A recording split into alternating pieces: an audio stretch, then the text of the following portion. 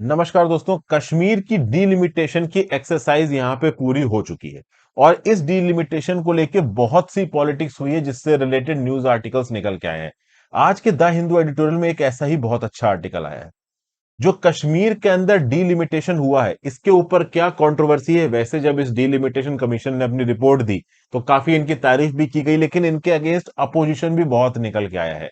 जो बेसिस यहां पे अपनाया गया है इस डीलिमिटेशन का, इसको यहां पे क्वेश्चन किया जा रहा है। किस बेसिस पे क्वेश्चन किया जा रहा है इसको समझने की कोशिश करते हैं। तो भैया, जम्मू एंड कश्मीर की असेंबली का जो इलेक्शन यहां पे होगा उसके लिए डीलिमिटेशन एक्सरसाइज यहां पे पूरी हो चुकी है। ऑब्वियस सी बात है, जम्मू एंड कश्मीर एक ऐसी यूनियन टेरिटरी है अब जिसके पास अपना खुद का लेजिस्लेचर है। ऐसी यूनियन टेरिटरीज इंडिया में एक दिल्ली है और एक पुदुचेरी है, ये तो देखो आपको पता ही होगा। अब ये जो डीलिमिटेशन कमीशन था इसमें कौन कौन था? तो रंजना प्रकाश देसाई जी थी, रिटायर्ड। फिर chief election commissioner Sushil Chandra साहब थे और जेएंडके के स्टेट इलेक्शन कमिश्नर के शर्मा साहब थे। ये एक्स ऑफिशियो मेंबर्स थे। अब जम्मू एंड कश्मीर के डीलिमिटेशन को कंट्रोवर्शियल में बिल्कुल प्रिसाइज पॉइंट्स में आपसे बात करूंगा। कंट्रोवर्शियल इसलिए बताया जा रहा है क्योंकि हो इनिशियली यूनियन होम मिनिस्ट्री ने डिसाइड किया था कि 5 स्टेट्स और यूनियन टेरिटरीज में ये डीलिमिटेशन होगा। समझे आप बात को? 5 स्टेट्स और यूनियन टेरिटरीज में डीलिमिटेशन होगा और बाकी जगहों पे डीलिमिटेशन 2026 के बाद होगा। ठीक है भाई, 5 में तो कराओ। लेकिन फिर क्या हुआ कि प्रोटेस्ट के चलते ऐसा बोला गया कि 5 में से 4 स्टेट्स और यूनियन टेरिटरीज में डिलिमिटेशन नहीं होगा, केवल एक जगह पे डिलिमिटेशन होगा, वो है जेएंडके। तो इन द फर्स्ट स्टेप आप 5 जगहों पे डिलिमिटेशन करवा रहे थे, 5 स्टेट्स यूनियन टेरिटरीज में। बाकी में आपने बोला कि 2026 के बाद करेंगे। तो यहीं पे क्वेश्चन उठा कि यार 2026 के बाद बाकियों का कर रहे हो और सिर्फ 5 का यहां पे कर रहे हो। चलो इन 5 का भी पूरा करते तो करते, 4 में आपने बोल दिया आप नहीं करोगे, केवल एक जेएंडके में करोगे। सरकार ने बोला कि भाई आप समझिए, जेएंडके में तो हमको करना ही पड़ेगा। क्यों करना पड़ेगा? क्योंकि जेएंडके का रीऑर्गेनाइजेशन हुआ है 2019 में। लद्दाख नाम की जगह एक अलग यूनियन टेरिटरी बन गई है, तो जेएंडके के अंदर तो डिलिमिटेशन करना ही पड़ेगा, नहीं तो प्रॉपर तरीके से सीटें इधर उधर रीऑर्गेनाइज नहीं हो पाएंगी। चलिए ठीक है भाई, जेएंडके में हम लोगों ने डिलिमिटेशन करवाया।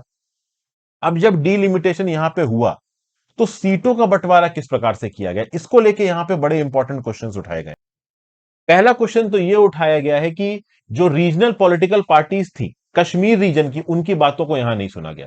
देखिए, बहुत सारी रीजनल पॉलिटिकल पार्टीज अभी के लिए डीलिमिटेशन के अगेंस्ट और जम्मू एंड कश्मीर में ये 370 और जो 35 से हटाया गया है, इसको लेके कोर्ट में केस फाइल कर चुकी है।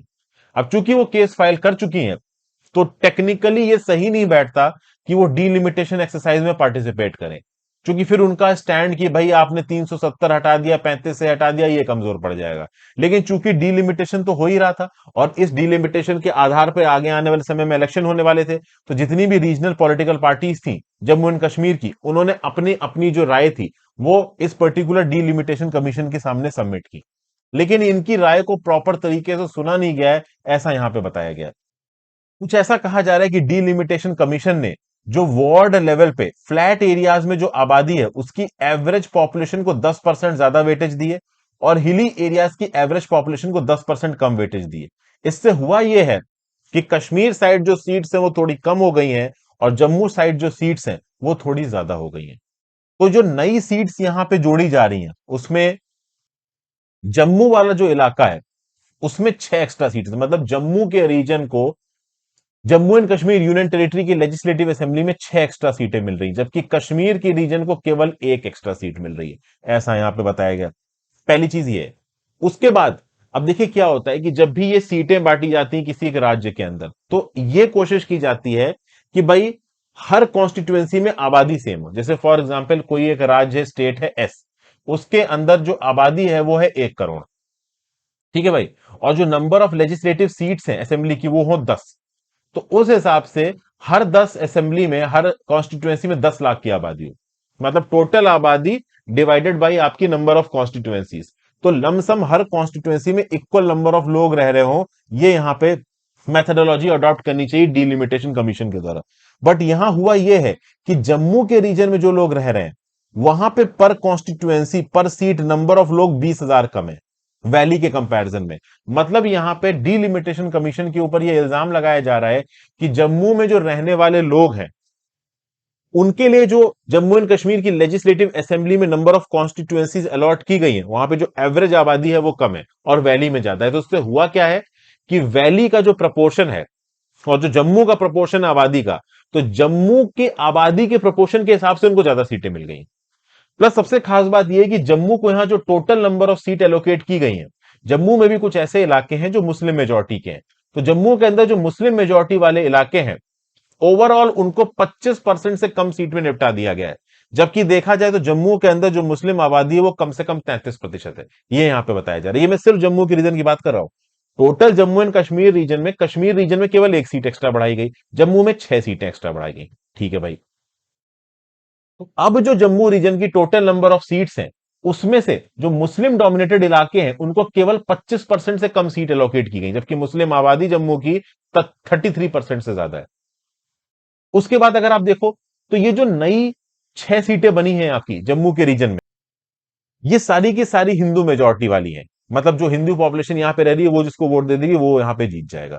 और एक जो कॉन्स्टिट्यूएंसी नई बनाई गई है वहां पे केवल 50,000 आबादी वाले लोग रहते हैं, और जस्ट बगल में एक मुस्लिम कॉन्स्टिट्यूएंसी, वहां पे 2 लाख आबादी वाले लोग, मतलब एक कॉन्स्टिट्यूएंसी जहां पे 2 लाख मुस्लिम जनता रहती है और एक जहां पे 50,000 हिंदू जनता रहती है, वो दोनों को एक एक कॉन्स्टिट्यूएंसी यहां पे कर दिया गया। मतलब ओवरऑल यहां पे इस डिलिमिटेशन कमीशन के अगेंस्ट राधा कुमार जी ये बोल रही हैं कि भाई यहां पे इसको बहुत हद तक गलत तरीके से बनाया गया है, जो मेथोडोलॉजी यहां पे डिलिमिटेशन कमीशन के द्वारा अडॉप्ट की गई है वो गड़बड़ है।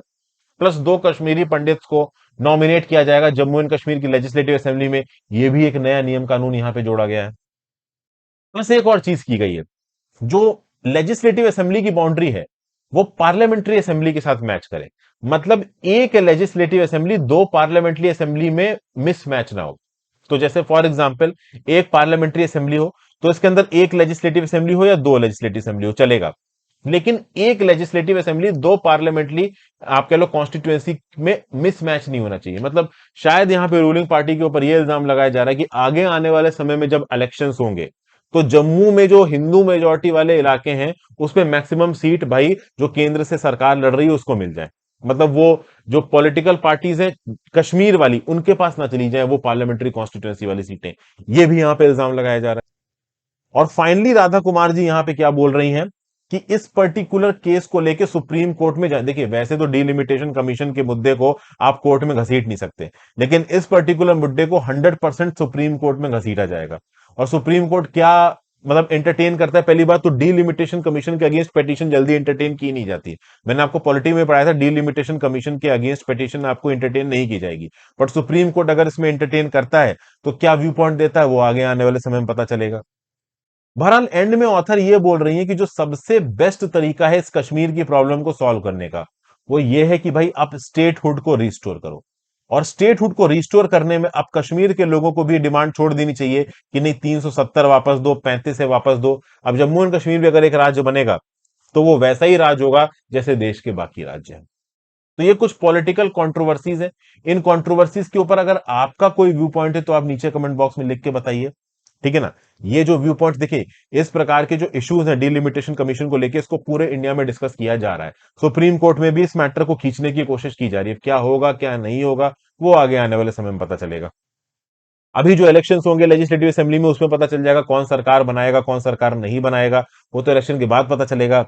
ये जो भी चेंजेस हुए इसके रिस्पेक्ट में आपके क्या व्यू पॉइंट है, अगर आपसे कोई सजेशन मांगा जाए इन सब चीजों में तो आप क्या सजेशन दोगे, ये नीचे कमेंट बॉक्स में लिख के बता सकते हैं। Thank you for watching friends, video को लाइक और शेयर कर दीजिएगा, इंस्टाग्राम पे फॉलो कर लीजिए, टेलीग्राम को ज्वाइन कर लीजिए, ज्वाइन और सुपर थैंक्स दबा के हेल्प कर सकते हैं। Have a great day friends, good bye, ध्यान रखिए अपना, पढ़ते लिखते रहिए।